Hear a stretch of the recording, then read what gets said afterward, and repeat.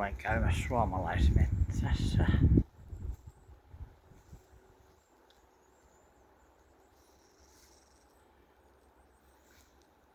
Ei täällä karhuja eikä hirviä mitään näy, mutta